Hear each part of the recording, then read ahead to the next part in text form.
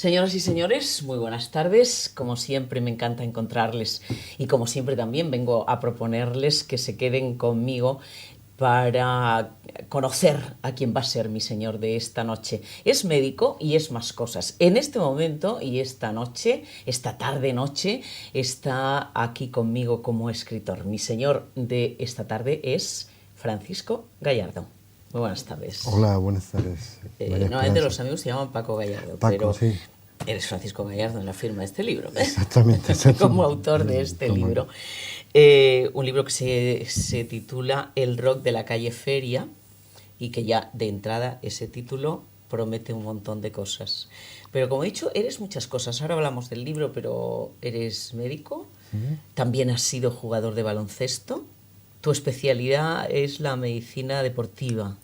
Exactamente, la medicina y la traumatología del deporte. Prácticamente me dediqué jugué 22 años a baloncesto y como médico de deporte llevo también 20 y tantos, o sea que me he dedicado toda mi vida un poquito al deporte, ¿no? Ajá, 20 y tantos años jugador de baloncesto. Sí, en aquellos equipos que había aquí en Sevilla, el Club Amigo Baloncesto, aquellos equipos pioneros. Nos lo pasábamos muy bien, nos divertíamos muchísimo. Éramos totalmente amateur, jamás cobramos dinero, nos costaba dinero el hacer baloncesto, pero lo pasamos muy bien. La verdad que... ¿Cómo lo pasas mejor, ejerciendo de médico o escribiendo en este momento? Eso es una buena y difícil pregunta de responder. Yo necesito el espacio de la consulta cuando estoy con mis pacientes, cuando hay esa relación entre paciente, médico y no hay nadie más, esa relación si la necesito, yo diría que casi como forma de vida, ¿no? Pero luego también es muy diferente cuando después de un día de trabajar y a lo mejor haber tenido muchos pacientes, ponerte ante el ordenador, esa pantalla en blanco y empezar a sacar un poquito los fantasmas, ¿no? que lleva uno dentro. Yo creo que se complementan. Yo recuerdo que Chekhov decía que su mujer era la medicina y su amante la literatura, ¿no? Quería un poco explicarse él mismo eso. Pero yo no veo esa esquizofrenia, ni mucho menos. Hay muchos médicos que escriben, y aunque es verdad que hay muchos médicos que escriben y luego han dejado de escribir, como por ejemplo Pío Baroja, que prácticamente estuvo un año. Chekhov al final también dejó la medicina. Es decir, que parece que al final siempre triunfa la literatura, pero yo estoy hablando de grandes maestros y yo soy un aprendiz de esto. Bueno, todavía no se sabe qué pasará, pero de momento lo que sí está claro es que se pueden amar dos mujeres a la vez y no estar loco. Totalmente, totalmente. Sí,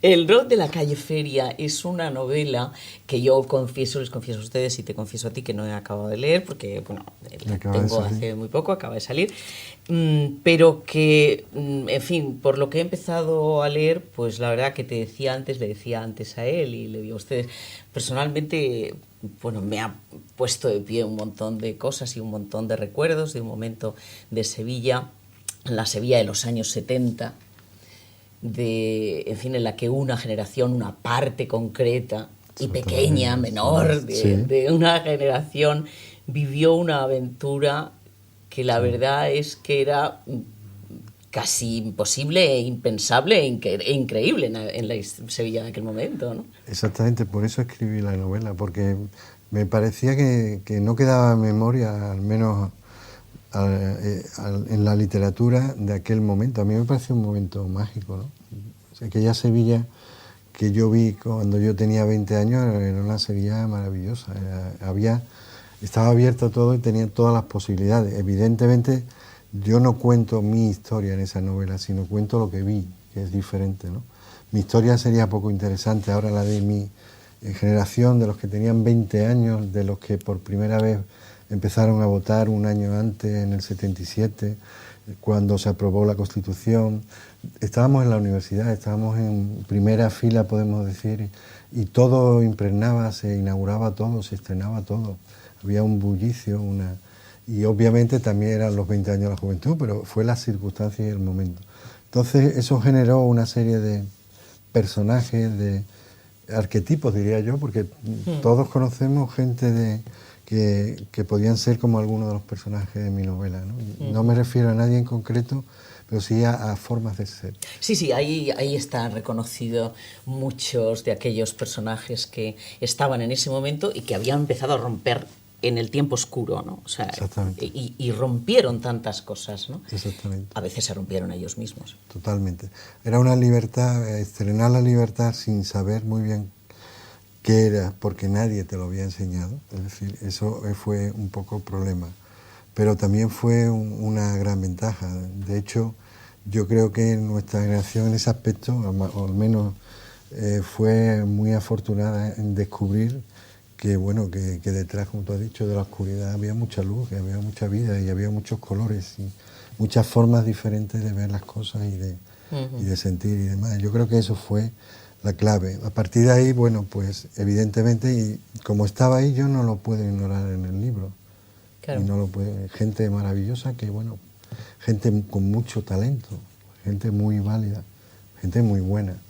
Bueno, pues que subió a un tren que podía, un tren que al final no fue a ninguna parte, pero que un tren que, si somos sinceros, pues yo en concreto podría haberlo tomado también, ¿no? Eso, yo creo que a partir de esa reflexión sale la novela y es un poco homenaje no solo a esa gente, sino a todos, a los que sobrevivieron de otra manera, a los que brillaron luego haciendo muchas cosas y proyectos muy interesantes. Yo acabo en el año 78 precisamente porque a mí en la literatura no me gusta para nada juzgar. Yo creo que el lector es el que tiene que poner su papel, pero sí poner las bases para que haya como una especie de espacio propicio a la reflexión de qué pasó después y cómo vinieron. Ni juzgar ni cerrar. Ni cerrar. Eso quedó abierto y bueno, y cada uno, según su propia memoria sentimental, diría yo, ¿no? Sí. Pues lo puede interpretar. Pero también me divirtió mucho hacerlo porque recuperé el lenguaje que yo escuchaba y ha sido una de las cosas más difíciles de hacer. Ese lenguaje se ha ido perdiendo, pero igual que ahora tenemos un lenguaje y nuestros hijos hacen unos lenguajes escribiendo mensajes en el ordenador. El lenguaje que yo he intentado recuperar, un lenguaje muy imaginativo, era muy brillante, era muy audaz, era un poquito irreverente y esa mezcla lo hacía muy divertido también. Es además un lenguaje que se contagió un poco a todo el país, a toda España, ¿no? Sí. Y igual que, en fin, en aquel momento en el que aquí no pasaba nada, como consecuencia del riesgo que corrió esa gente de esa generación, hubo pues también una proyección de Sevilla de alguna manera en los ambientes más modernos, digamos, por decirlo de alguna manera convencional, ¿no? Y se hablaba del rock andaluz, del power sur, del power south, en fin, fue un momento de espejismo seguramente de algo que no era real, pero estuvo bien, ¿no? Estuvo bien mientras duró, ¿no? Mientras duró. Pero sí es verdad, hubo un momento que Sevilla fue pionera, es decir, ni Madrid, ni Barcelona, ni Bilbao, ni Valencia, fue Sevilla. Y fue un poco por generación espontánea, ¿no? Nadie dijo por aquí, al menos por lo que yo recuerdo y por lo que he ido viendo, ¿no? Tanto en la música como también en la literatura, ¿no? Yo recuerdo lugares, algunos están en el libro, pero otros no, pero la bodega Salazar, por ejemplo, o la Granja Viena, en donde se reunían los músicos, los escritores, había una mezcla de los pintores. Bueno, era una Sevilla que estaba en ebullición, ¿no? Eso. He dicho Power Sur, no sé si Soft Power se decía, como si, en fin, reivindicando algo que efectivamente pues tenía más de espejismo que de otra cosa, pero circulaban los libros, los discos, los Pink Floyd, los Jack Kerouac, qué sé yo, en fin, circulaba todo eso, ¿no? Antes de que en muchos sitios en la música se escuchaba aquí, venía de las bases de Rota, de Morón. Había discos que no se encontraban en las tiendas. El Umma de Pink Floyd era un mito. Era un mito, eran discos muy... Bueno, un poquito de toda esa música se va tejiendo también la novela porque la música da un una autenticidad al texto importante, porque el lector dice, al hablarle de una música que conoce, dice, yo también estuve allí, yo escuché lo mismo, y eso le da más verosimilitud, ¿no?, al relato, o lo hace más cercano, ¿no? Pero aparte porque a mí me ha divertido mucho recuperar esa música que a mí me gustaba tanto, ¿no? Era una música que va desde Bob Dylan a Paco Ibáñez con Palabras para Julia, o a Pink Floyd, como bien han dicho. O Franz Zappa. O Franz Zappa. Que no lo conocía nadie, y aquí sí. sí. Sí. Por ejemplo, ¿no? Uno de los personajes literalmente flipa con Franz Zappa, porque era su mito, ¿no? Y he dicho Jack Kerouac, y un poco tú creo que entiendes que este de alguna manera es un libro, bueno, pues que podría tener algún tipo de relación de alguna manera con On the Road de Jack Kerouac. Sí, evidentemente el libro de Kerouac abrió un camino y de hecho todavía sigue vivo. Es un libro que sigue vivo y sigue, no muy lejos de él, pero sí en la intención de ser una novela de viaje, de búsqueda. La palabra iniciación no me gusta más de búsqueda, de viaje, y los viajes traen sorpresas, traen alegrías, traen decepciones, traen realidades. Y un poco lo que pasa en esta novela es cuando una serie de jóvenes de 20 años salen a Europa y van a ver a Bob Marley a Ámsterdam, pues van descubriendo muchas cosas más que el concierto de Bob Marley. Y fíjate que yo, cuando abrí y empecé a leer, dije, uy, Lola, y no sé por qué, yo me acordé de Cortázar y me acordé de La Maga. Sí. ¿Por qué? Es un homenaje explícito. ¿Ah, sí? Sí. Yo empecé a pensar y sobre todo a ser un lector cuando con 20 años aproximadamente, a la edad que se supone que en esa novela tiene un narrador, leí Rayuela. Aquello me convirtió, como caí del caballo, y a partir de ese momento, tanto como lector como escritor, yo creo que Cortázar inaugura con Rayuela una forma de novelar diferente, muy acorde con la gente de la época. A partir de ahí yo he sido siempre fiel a Cortázar. Tú sabes que en la literatura hay modas, y bueno, lo que antes era un mito, ahora hay quien me parece bien, quien no le guste, pero lo que no se le puede negar a Cortázar es su capacidad de innovación y su capacidad de hacer una literatura de primerísimo orden.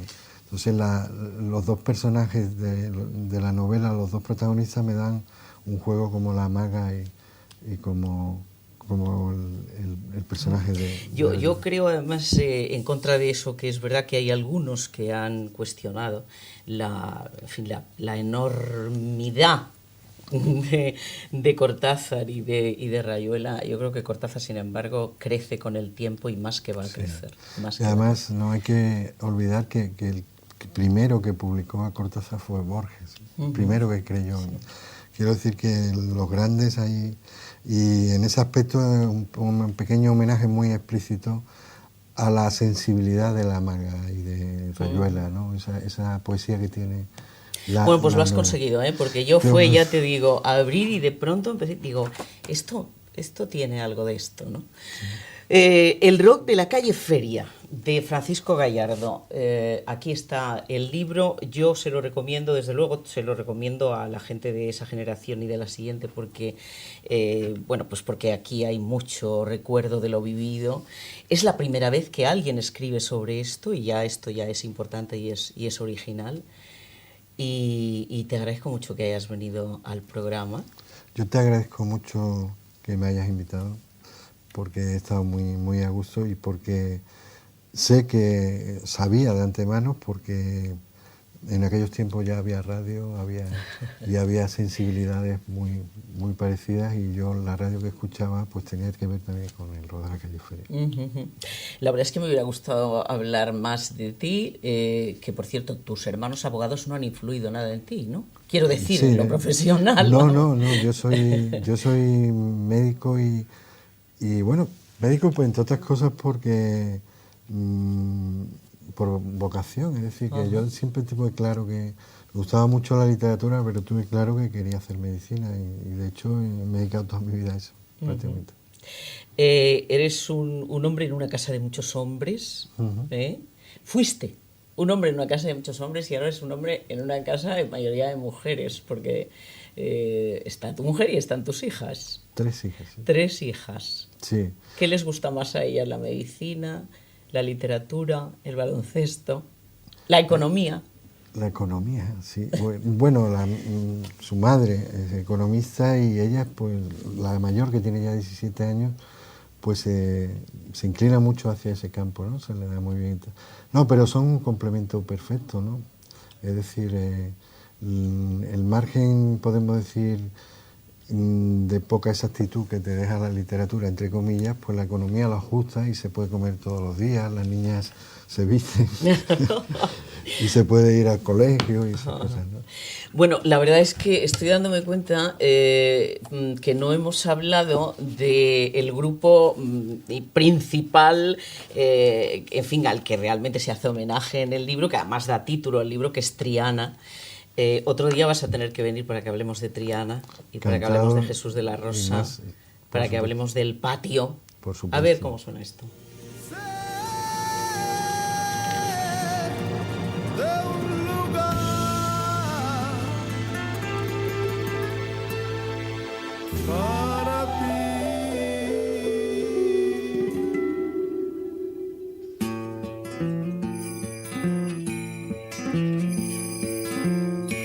Abre tu corazón, que hoy vengo a buscarte. Maravilloso, Jesús de la Rosa. Qué bonita voz. Qué voz más bonita. Sí. Y qué música más interesante en aquel momento, ¿no? A nosotros nos marcó mucho, y digo nosotros los que teníamos 20 años, vimos los primeros conciertos de Triana en Sevilla, aquello era todo un acontecimiento. Mientras oímos de fondo a Jesús, te dejo el bolígrafo para que escribas lo que quieras en nuestro libro de firmas.